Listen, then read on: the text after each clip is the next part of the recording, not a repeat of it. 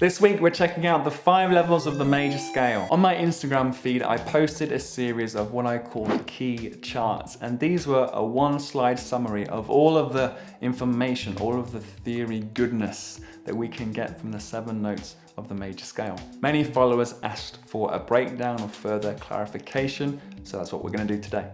Now it is going to be a bit of a whistle-stop tour, but if you are interested in this and would like more detail, you should definitely check out my theory course, Guitar Upbusters Essential Theory. There's a 25% discount for you with the link in the description box. Level 1 is the scale formula. All scales have a formula, the distance of one note to the next, and our unit of measurement for this is the whole step and the half step, or tone and semitone. The whole step being 2 frets, and the half step is 1 fret. So when we think upon the major scale, our formula is whole, whole, half, whole, whole, whole, half.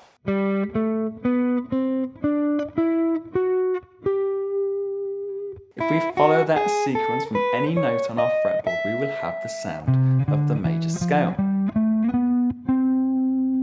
And what we can do with those notes is we can assign them a number, what we call the scale degree. The scale degrees is a shorthand to show how each note of the scale relates back to the starting point, the tonic. So in our example of G major, we have the note B, that is the 3rd note of the scale, which we shorthand to a 3. Level 2 is knowing the key signatures, that sense of whether there are sharp or flat notes within our scale. The major scale is what we call a diatonic scale, in that it will contain 5 whole steps and 2 half steps, but not only that, it will contain each letter of the musical alphabet in order. For that reason, sometimes we have to add sharps or flat notes to the notes within the scale to maintain the major scale formula. Taking our example of G major, as we walk up the scale, everything is great until we hit the 7th note. G, A, B, C, D, E.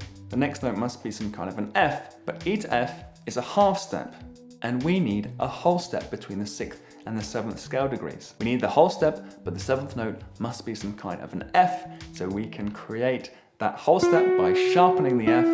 E to F sharp is a whole step. We have that between the 6th and the 7th. Everything is good, and then we have the half step between the F sharp back to the G at the octave. The G major scale therefore contains 1 sharp, the F sharp. So perhaps the easiest way to memorize the key signatures, those sharps and flats found within the major scales, is to use the circle of fifths. And I posted my videos from my course on my channel a few weeks back. You can check those out with the link in the description or in the card. Level 3 then is the triads. Now from the major scale, we can create a series of chords which will then give us the key. How we go about creating chords is by stacking thirds.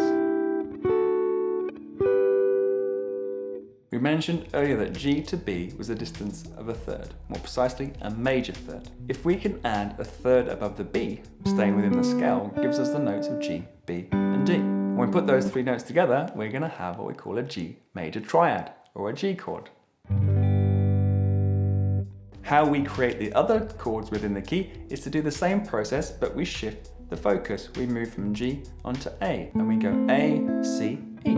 Those notes will give us the sound of an A minor triad. We can continue to move up the notes of the scale, and we then create the 7 chords of the major key. The 3 chord will be a minor triad, B minor in this example.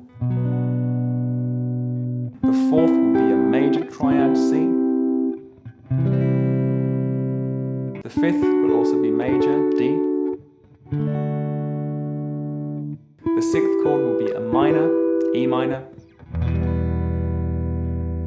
And the 7th chord will be what we call a diminished triad, in that both the 3rd and the 5th scale degrees have been flattened. Very rare that we see the 7th chord in our chord progressions, so the key thing to take from this is that the major chords are found on the 1st, 4th and 5th scale degrees, and the minor chords upon the 2, the 3 and the 6. Now much like the scale degrees, we can also shorthand the chords within a key. And instead of using numbers, we use Roman numerals to denote chords. How I learned it and how I teach it is that capital numerals denote major chords and lowercase numerals are minor chords. The diminished triad is identified with the superscript O or the degree symbol, or if you see DIM for diminished. So don't forget, with every major scale being formed in the same way, the order of chords within the key will always be the same. Major, minor, minor, major, major, minor, diminished.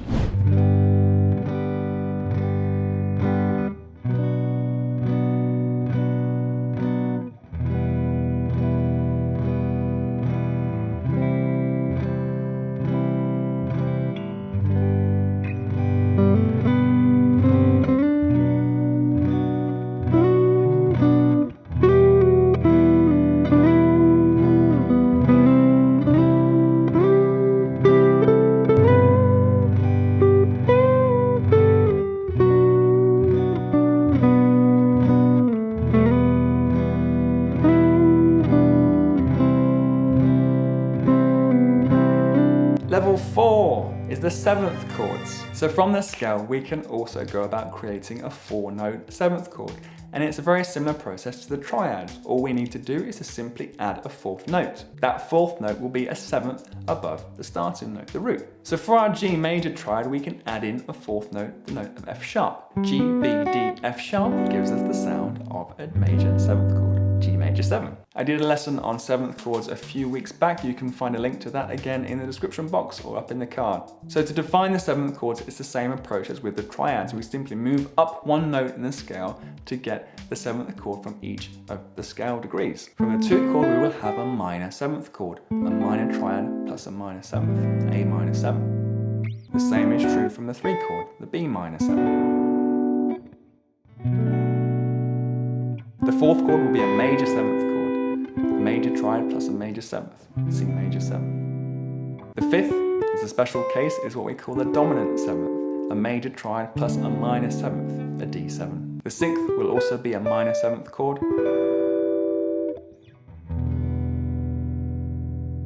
And the 7th was a diminished triad. It will be what we call a half diminished 7th, or a minor 7 flat 5 chord.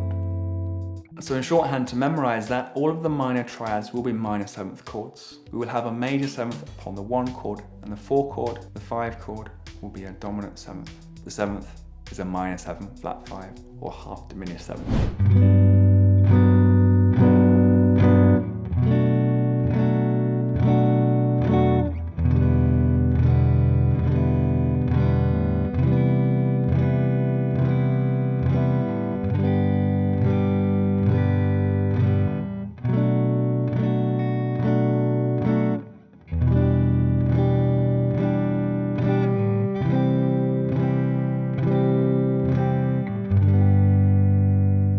Level 5 is the modes.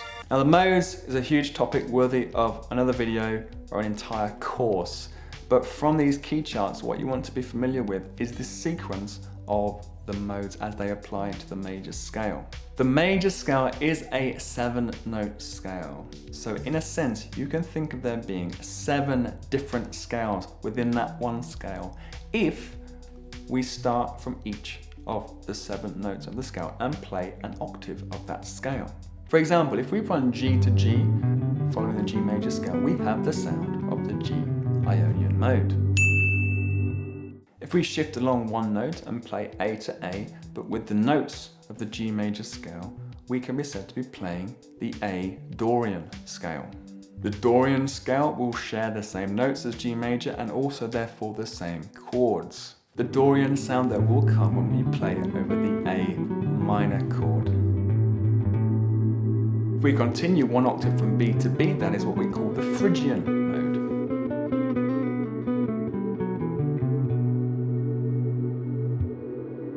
mode. C to C is Lydian.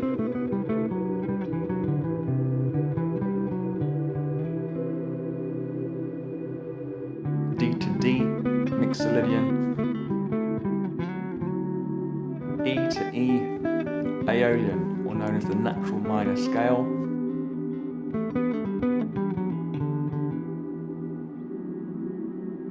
F sharp to F sharp is what we call the Locrian mode.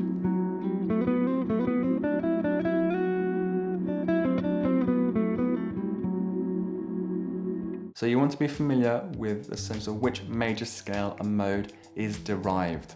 For example, we would say that the C Lydian is derived from the 4th note of the G major scale. Therefore, its key signature will be the same, 1F sharp. So that is the derivative approach to modes, that each mode can be derived from a parent major scale. So there you are, guys. That is a brief overview of the 5 levels of the major scale and all of that goodness that you can get just from those 7 notes. If you did enjoy that, please don't forget a thumbs up and do consider subscribing if you're new to the channel. And as you do so, don't forget to ring that bell. As I mentioned before, there is a 25% discount on both Essential Theory and my other course, Triads Inside Out, on my online school, with the link in the description box. A handout for this lesson will be available to all of my patrons. You too can help support the channel and get exclusive handouts from both my content on YouTube and Instagram, with the link down below. Please do leave any questions or suggestions in the comments. You guys have a great week, and I'll see you next time.